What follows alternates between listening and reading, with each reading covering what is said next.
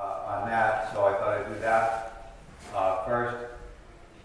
So, as you know, I've been going to a doctor treating me for Lyme's since July, because they found out I had Lyme's, so they've been treating me for that. So I've been doing that and continue to do that. I think that's been helpful. But over this many months or whatever, the idea was if I have Lyme's and I don't have ALS, then maybe I'll get better. Actually, what's been happening is I've not been getting better. Little by little bit, I'm getting a little bit worse. And so, especially over the last couple of months, it just seems as though that just is getting me. I'm losing strength more and more. I can't lift anything anymore. I can't really hold on to much with my hands. You notice I won't wear a tie anymore because I can't tie a tie, because my hands don't work very well. So all those things are indications more so that I have ALS and not just Lyme's. Remember, worst case scenario is I have both. Seems like that's what I'm dealing with. So because of that, I've been in contact with this hospital in Massachusetts.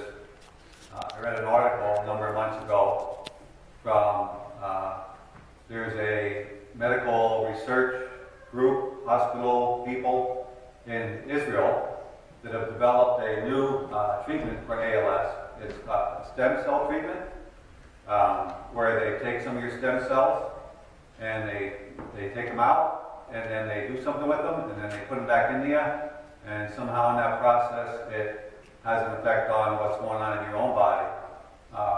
This treatment that's developed by these doctors in Israel is the very first thing that's proven any success as far as reversing ALS. Everything up until this point only slows you down dying.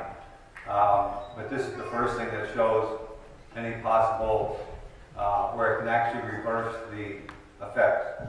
So it's not approved by the American Medical Association yet, but there's 3 hospitals in the United States that are doing trial studies of this new stem cell treatment. One of them is in Massachusetts. So I contacted that hospital, and I've been going back and forth with them, medical records and all that kind of stuff.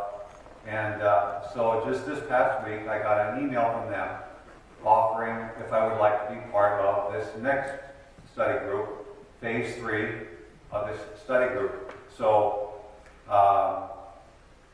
they're looking for 50 people to participate in this study, which is a good thing. So I told them, I sent back a message that I'm willing. So at this point, I'm just waiting to hear from them as far as going up to see them and see if I'm still fitting into the qualifications of that. So that's just an item to pray for as far as that's concerned. So the good news is that by going for this stem cell thing, I could possibly get this, through the stem cells, it could actually help me to get better. Okay, the bad news is, because it's a study, there's this thing called a double-blind something with a placebo. So what that means is they're looking for 50 people to participate in the study. And half of them will actually get the medicine that could potentially heal them, and half of them will get nothing. But you don't know which half you are. The study takes 11 months altogether from beginning to end, where you go back and forth for these things. And so what that means is I could go for this study and possibly get the medicine and then be better.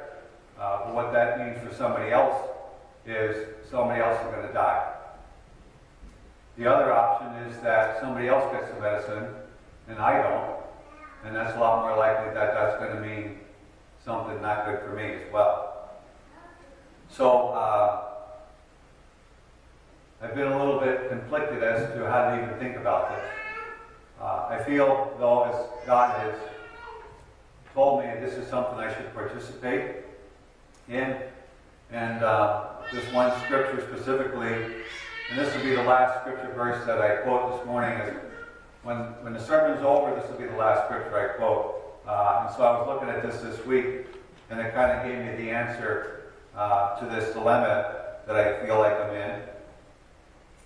This is 1 John 3:16. It says, Jesus Christ laid down his life for us. And then the second part of it says, and we ought to lay down our lives for our brothers. And so I thought, well, there's the answer.